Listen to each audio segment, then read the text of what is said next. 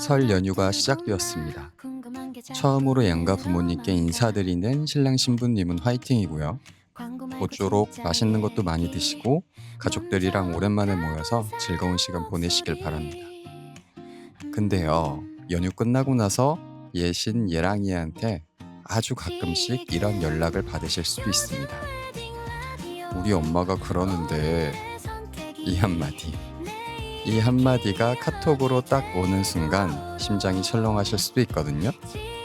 아니면 반대로 본인이 부모님께 들은 이야기를 상대방에게 꺼내야 할 때 이걸 말해야 하나 말아야 하나 아마 고민하시게 될 거예요.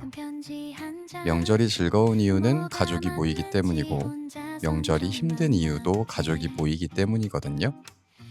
특히 결혼을 앞두고 있는 예비 신랑 신부님들은 양가 부모님이라는 현실과 본격적으로 마주하는 시기가 바로 이 명절 직후입니다.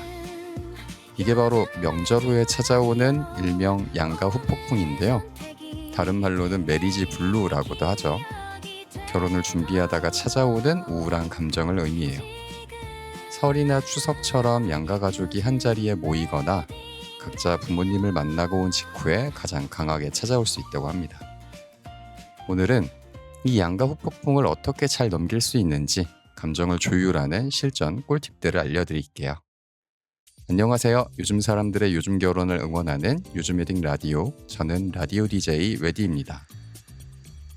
먼저 명절에 부모님들이 하시는 이야기 유형을 한번 정리해 볼게요. 한번 살펴보면 크게 세 가지로 나뉘더라고요. 첫 번째, 비교형이에요. 네 사촌 형은 거기 호텔에서 했다고 하는데 좋았다고 하더라.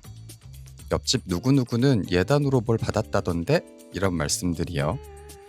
이거 들으면 진짜 속이 좀 상하잖아요. 누군 그렇게 하고 싶지 않겠어요? 하지만 잠깐 부글부글한 마음 내려놓고 부모님 말씀의 속뜻을 살짝 들여다볼게요. 아마 부모님도 사회생활을 하시면서 주변의 이야기도 많이 들으셨을 거고 나름 다른 사람들의 눈치가 보이니까 여러분에게 이런 이야기를 하시는 게 아닐까요? 꼭 나쁜 의도가 있는 게 아니라 부모님 나름의 불안과 걱정이 표출된 말씀인 경우가 많아요. 만약 부모님이 다른 누군가와 내 결혼식을 비교한다? 그건 부모님이 여러분을 비난하려는 뜻이 있는 게 아니라 부모님 자신의 불안함과 걱정을 갖고 있다고 이해하시면 어떨까 합니다. 두 번째는 간섭형이에요. 아유, 그 식장은 너무 먼 거 아니니? 날짜를 다시 받아보는 건 어떠니? 이런 말씀들이요. 이건 부모님 입장에서 보면 소중한 내 자식의 결혼식에 부모님도 참여하고 싶으신 마음이 크신 거죠.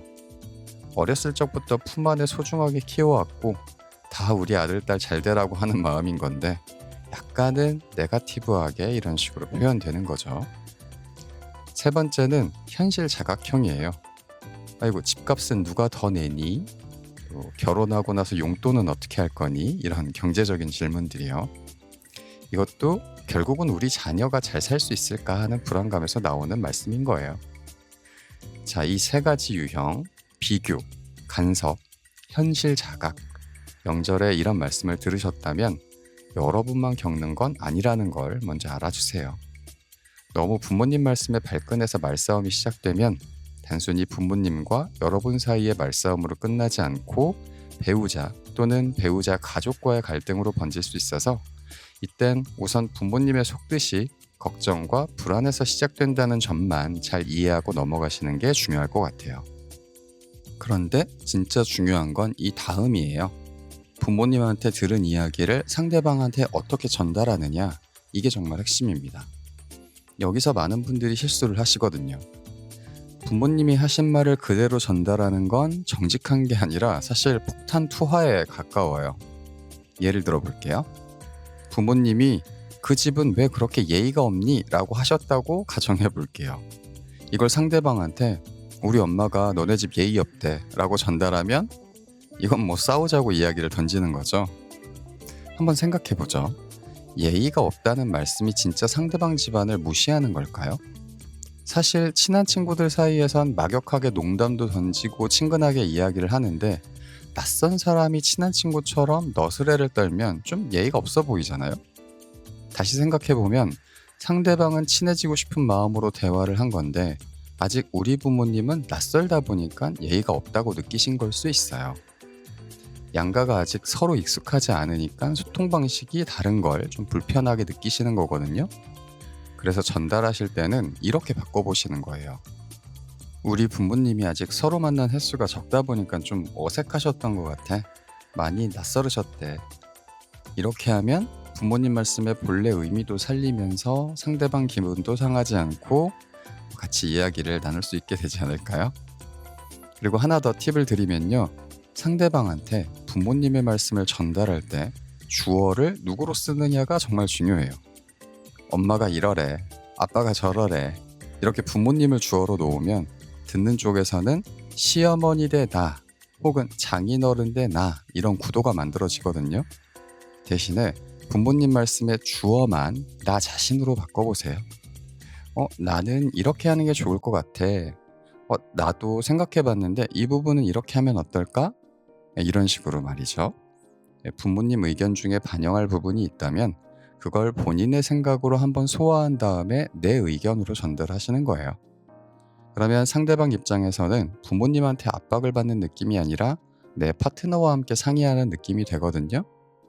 결국 결혼은 양가 부모님의 결혼이 아니라 두 사람의 결혼이잖아요.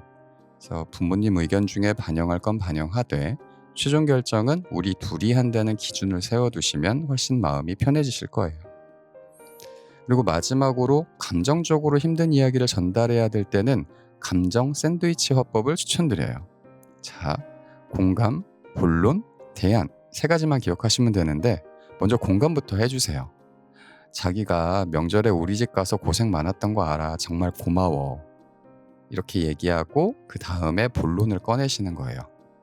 근데 부모님이 지나가듯이 말씀하신 내용 중에 좀 마음에 걸리는 게 있어서 같이 이야기를 좀 해보고 싶어. 그래서 내용에 대해서 이야기를 나누고 마지막으로 대안을 제시하시는 거죠. 이건 우리 둘의 기준대로 해결하고 부모님께는 내가 잘 말씀드릴게. 이 순서예요. 공감, 본론, 대안. 특히 대안 부분을 말씀하실 땐 우리 부모님은 내가 책임질게 와 같은 표현이 있으면 상대방이 얼마나 든든하겠어요? 그쵸? 이 감정 샌드위치 화법의 순서만 잘 지키셔도 대화가 훨씬 부드러워집니다. 사실 부모님이 결혼 준비 과정에서 이런저런 말씀을 하시면 우리 부모님 왜 저러시지 하고 속상하실 수 있어요. 하지만 부모님도 자녀의 결혼은 처음 겪으시는 거예요. 우리가 결혼 준비가 처음이듯 부모님도 자녀를 보내는 게 처음이시거든요. 그래서 때로는 서투르고 때로는 과하고 때로는 상처가 되는 말씀을 하시기도 해요. 내 부모님은 빌런이 아니라 처음 겪는 상황에 당황하신 거라고 생각해 주시면 마음이 조금 가벼워지실 거예요. 물론 그렇다고 모든 말씀을 다 수용하라는 건 아니에요. 우리 부부의 기준은 확실하게 세우되 부모님의 마음도 이해해 드리는 거. 그 균형을 잘 잡으시면 양가 후 폭풍은 충분히 넘기실 수 있습니다. 자, 여기까지가 오늘 이야기였는데요. 혹시 지금 이 라디오 들으시면서 야, 이거 완전 우리 얘기다 하신 분들 계실 것 같아요. 이 라디오 방송 들으시고 현명하게 메리지 블루도 이겨내는 요즘 웨딩 신랑 신부님이 되시길 바랍니다. 항상 여러분의 결혼을 응원합니다. 다음 시간에도 좋은 정보로 찾아올게요. 안녕.